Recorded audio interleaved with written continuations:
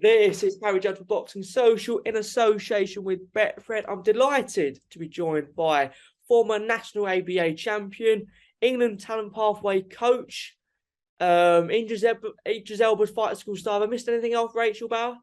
No, that'll do. How are we? I'm good, thank you, Harry. It's been a great week for boxing, women's boxing in general. Obviously, I spoke to you Tuesday. You were obviously coaching and training during Chris Eubank Jr.'s meet and greet out there in London. But firstly, let's go over Saturday. It was a huge night. Fantastic night all round. Great boxing. Just take me through what you saw.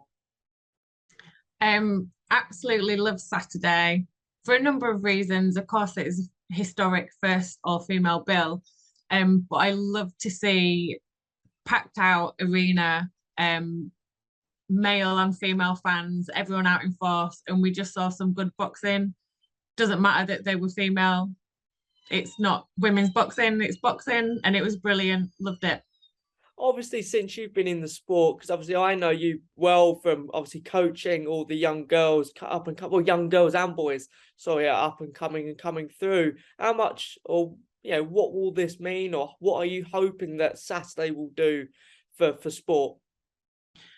I think the main thing is just showed people that women's boxing is marketable. People want to come and watch it, and that's always been the issue. And one of the main factors with the purse debate, why aren't we being paid as much? Well, we can bring in the crowds. People want to see it now.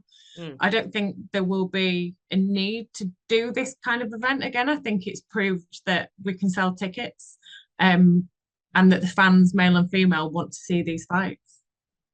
Yeah, I mean, the thing is, one of the main things that came out of Saturday, obviously, I spoke with Ben Shlom, the boxer promoter, and Adam Smith from Sky Sports, and Clarissa said it in the post-fight press conference that the 3-minute rounds is what is probably needed in the sport now. Do you think women's boxing, the Katie Taylor Samantha Serrano fight was exciting, Savannah Marshall and Krista Shields obviously exciting, Alicia Baumgardner, they was really exciting. Do you think that 3 minutes would be an advantage or disadvantage? Because 2 minutes is fast, and then with it being quick, short rounds, the action, it's just the tempo is just there. Yeah, it's a hard one, really. I know that people have been pushing for the 3 minutes, and it is difficult because, especially from the amateurs, you come from doing 3 minutes and then you're back to 2. I do like the fast pace, but they've proven they can do it in the amateurs. And I know as we go on to the 10, 12 rounders, it is different, but it is something that I would like to see.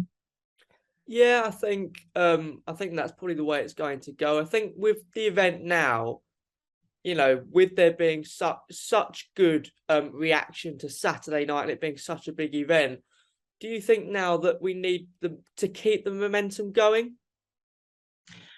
Definitely, but I don't think it's going to be a big struggle because I think the interest has been generated. People are hungry to see the fights. They are getting to know the names. They're becoming household names, even the boxers from the States and other countries abroad.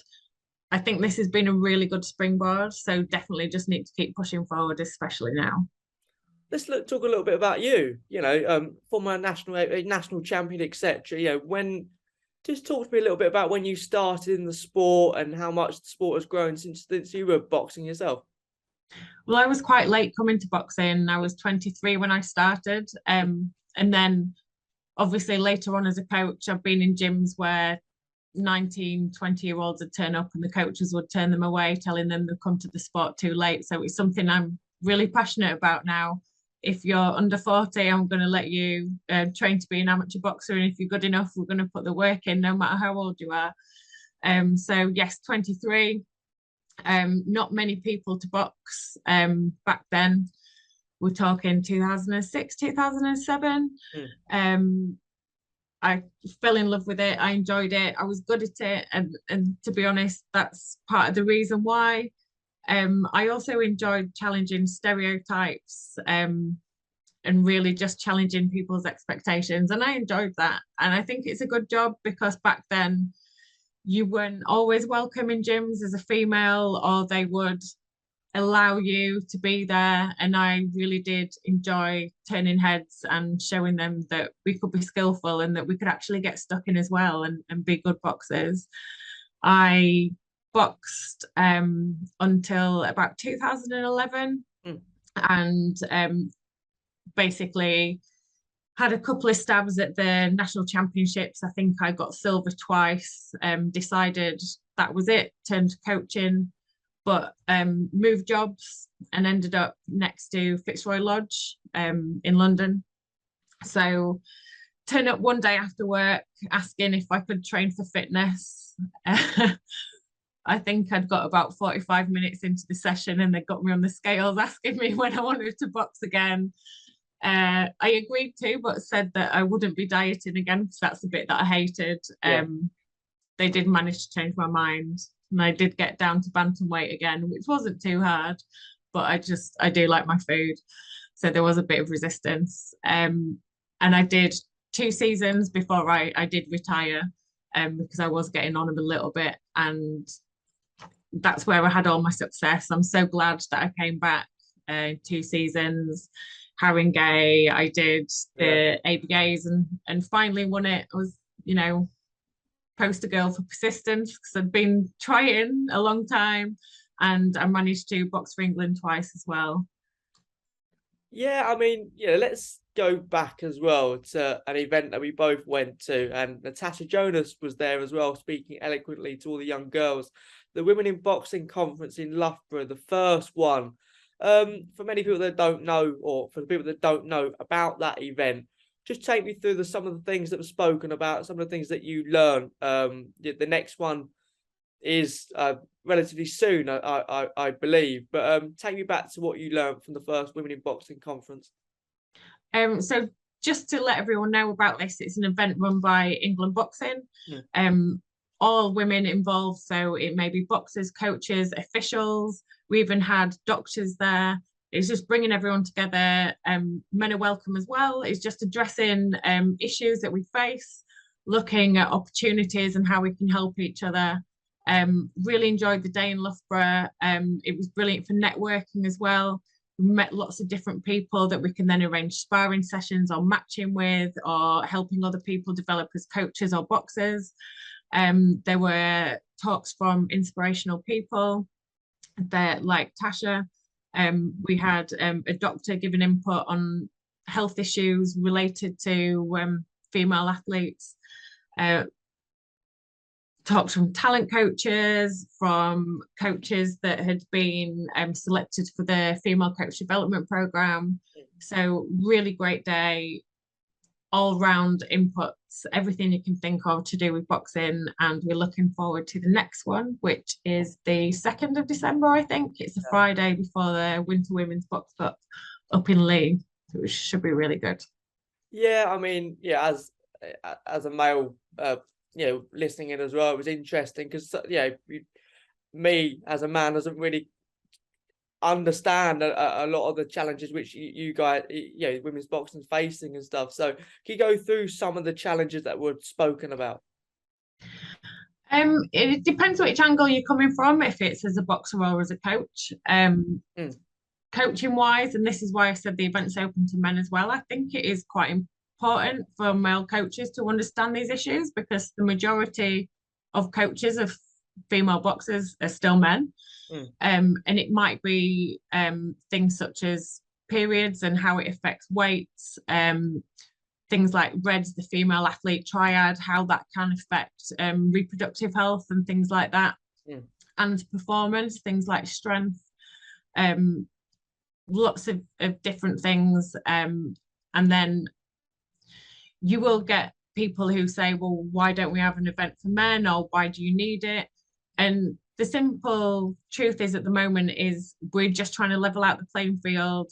It's about equity, not equality. And we're just trying to give people a little platform, bring them up a little bit and give them the opportunities. I think what was great about that event, and the event on Saturday as well, I think the atmosphere around those, they're incredible. And I think Saturday as well, you saw a different type of crowd. I think it's been spoken about many times over the last week of how many young girls that would have been either watching at home or even in the stands, and how inspirational some of the discussions were at the Women in Boxing conference, and as well as obviously Saturday night with the action. Obviously your involvement in the sport is not just around coaching at your local gym, etc., and obviously an advocate for women's sport, but talked about the England Talent Pathway, something that you've, to my knowledge, and correct me if I'm wrong, that you recently have sort of moved more into doing. So I've been an England Talent Pathway coach for about 4 or 5 years now, but I've started recently doing more of the international tournaments. Yeah, that's where and yes. It's something that I'm really enjoying doing. It's brilliant for my development as a coach. I've just come back from my first major tournament, so that was a really good learning experience. I love volunteering doing that. I get to work with some really experienced coaches, and I also get to bring on some less experienced coaches as well. It's great. And just to see the talent that we've got in our kids at the moment, we're talking all the way up, schools, juniors, youth. We have some amazing athletes, and it really is great to go and help them out on those talent days. It's the coaches in the clubs who've done all the hard work, but we're just getting them ready, just polishing those diamonds for the international scene, and it's really rewarding, something that I'm enjoying doing. Team of the tournament, wasn't it, last out? I remember seeing. It was the most golds, a really good team as well. Yeah, I mean, it's becoming a more and more recurring theme with England. Seems to be getting team of the tournament, etc. But yeah, in terms of the England Talent Pathway and being a coach at national level, etc., what have you learned through those experiences? I've learned a lot from those experiences, because in my club coaching life, I only coach seniors. And I think it is a little bit different.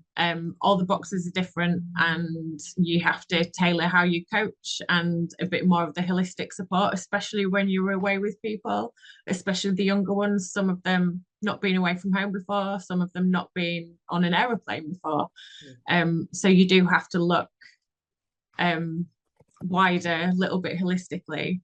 For me personally, the international experience has been something key to my development of a coach, and I am always learning. And I think most of the coaches are the same. You don't think that you've made it because you're an England coach. You are still learning, and you continue to learn. And anyone who doesn't won't get there, to be honest, because you've got to go in with an open mind and soak everything up, and you're just mixing with the best coaches in the country. And you'd be a little bit silly if you didn't tap into that and use some of their experience as well. Yeah, I mean, you must be extremely proud to be able to do that, and obviously coach for England. But also, I don't want to say that your most important work, I would say, probably come from your amateur boxing coach. Can you come with say to me some of the stories or some of the success stories that, without obviously mentioning names, that you've had at your club, because you obviously coach at 2 clubs, don't you?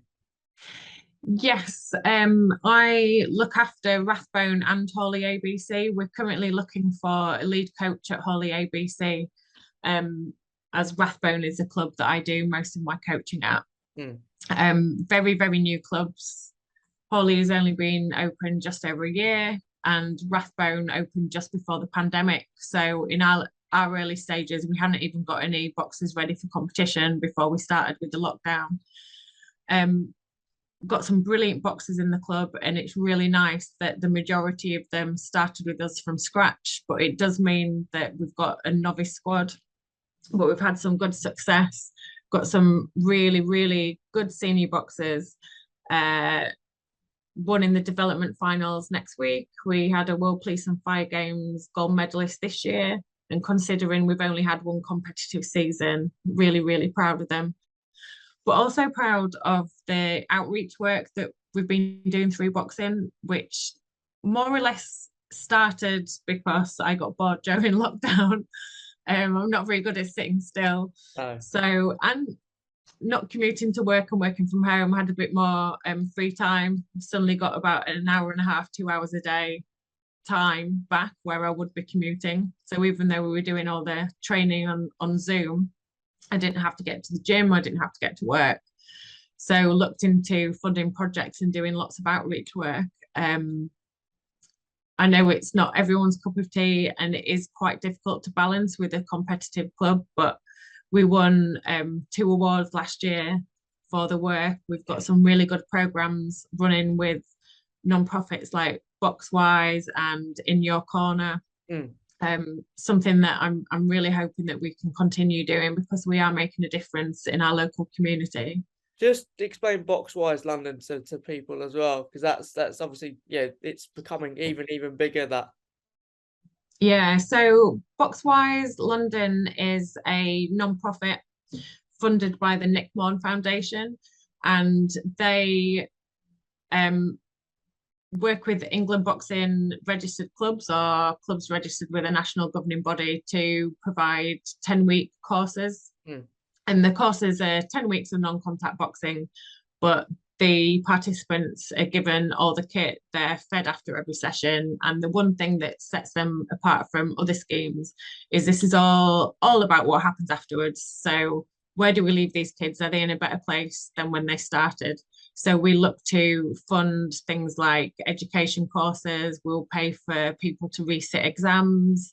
We've had driving courses, driving tests, CSC licenses, for people going on bakery courses, and of course the usual like the PT courses, the level 1 England boxing things. Yeah. So it's all about giving the participants, kids and adults, a bit of a kickstart afterwards and giving them some tools to make a go of things in life. Obviously, working in amateur boxing, yeah, you're in the cold face all the time. You know how is, or what state is British amateur boxing at the moment?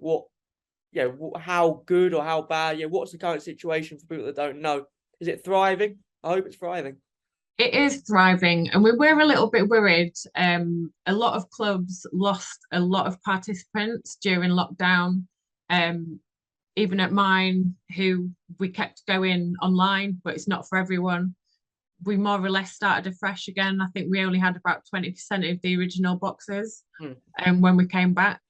But people want to box, people are loving it and they're doing well. And they see things like the junior team go on, winning all these goals, bout of the tournament, team of the tournament, and it is inspiring people. Then we're having things like Saturday night and you're getting a new audience, young girls thinking, oh, I can do that. I want to try boxing.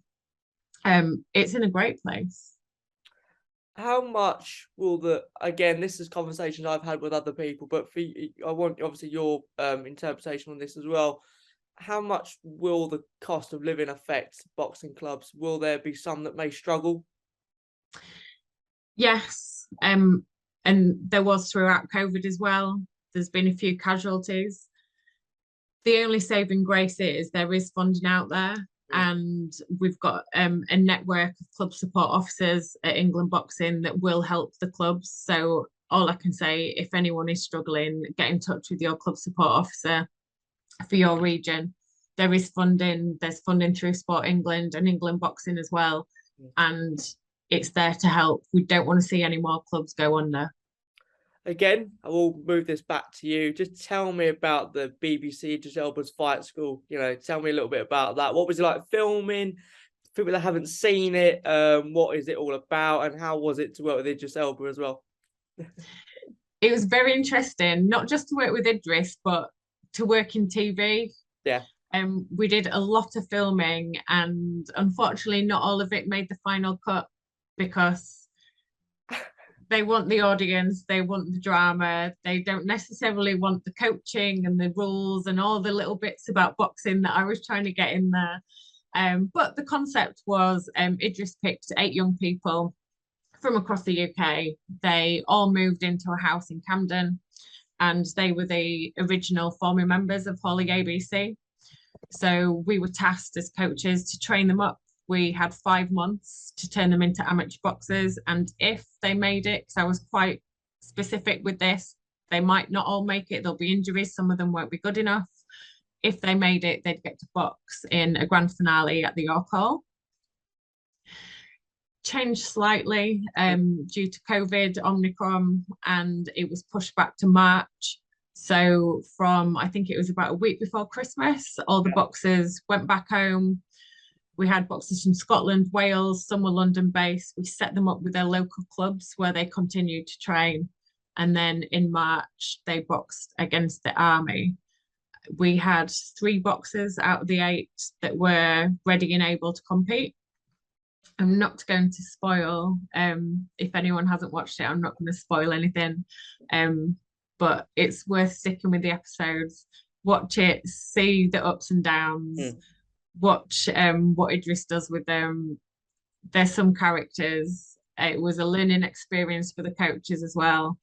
And I like to think that amateur boxing came off in a very good light. This won't spoil it for anyone. I'm fortunate enough to speak to this young lady, but Shanika's obviously now a coach for her local amateur boxing club. That was one of the things which came from it. I thought that was a great side note of that documentary. Yeah, and I still speak to Shanika quite a bit, actually. She just got married. Her little sister actually came to box with us and did an outreach program we were doing for girls, which was nice. So I used to see her all the time. And other people involved in the show. And it wasn't just about boxing. One of the boxers, Jess, one of my favorite characters in the show, she's turned her life around. She's not boxing, but exercise is part of her everyday life. It's improved her quality of life. She's realized that she can put her mind to something and do it. She left the job she was miserable in. She's got herself a new job. It just goes to show boxing isn't just for those who compete, although that's what we'd like, especially as coaches, but it really can change lives. Yeah, I think that's one of the main messages which comes out of that part of the sport as well. I've been doing interviews about this subject for numerous weeks now, but again, I don't want to talk about the political side of it, but let's just touch on the Olympic problems. Again, I don't want to make this into a big political interview, but so we won't go into that, but how damaging will it be if boxing is not part of LA 2028? It is the worst thing that could happen, in my opinion. It's something that is looking quite likely, to be honest. IBA do need to sort themselves out. I don't know how else I can put that, but it is in a little bit of a mess at the moment, and it is something that does need to be sorted out. I don't know how it would affect things like funding, because at the moment it's medals at those major championships. It's the Olympic medals that bring in the amount of funding that we get that goes back into grassroots boxing. So it's not just affecting the elite level boxers, the international boxers. It's affecting everyone down to the small club that's struggling in the cost of living crisis. So it is huge. Yeah, because how much I was fortunate enough to speak with Nicola Adams at the event this week as well. How much of an impact positively was London 2012? Because I see, still people go on about how good that was for sport in this country in general. Yeah, absolutely amazing. And I think Nicola was exactly the right person to talk about that with, because we had the Nicola Adams effect and we're still feeling that now. It, not just for boxing in general, but for women's boxing, because of it being, the first year that we could box and having Nikki winning the gold, absolutely amazing. Hopefully the legacy of the Commonwealth carries on from that. I really hope so, but these events are so important for us. Yeah, I mean, let's obviously just nip back again to the event on Saturday night. What's the in terms of you, and obviously as an amateur boxing coach as well, what message have you got to young girls that, again, want to try it and get into the sport, obviously from Saturday? Just do it. Go to a club and get stuck in. If you don't enjoy it, go to another club and get stuck in there, because you will find the one that you absolutely love and you will get hooked, figuratively and literally, because that's what we do. Um, yeah, even if it's just fitness, because I know a lot of boxers who have done it to lose weight and then end up boxing for England, boxing for GB. It does get you, the boxing bug will get you. Go watch the shows, buy the tickets, watch the female boxers, go and join in, see if you like it, you will.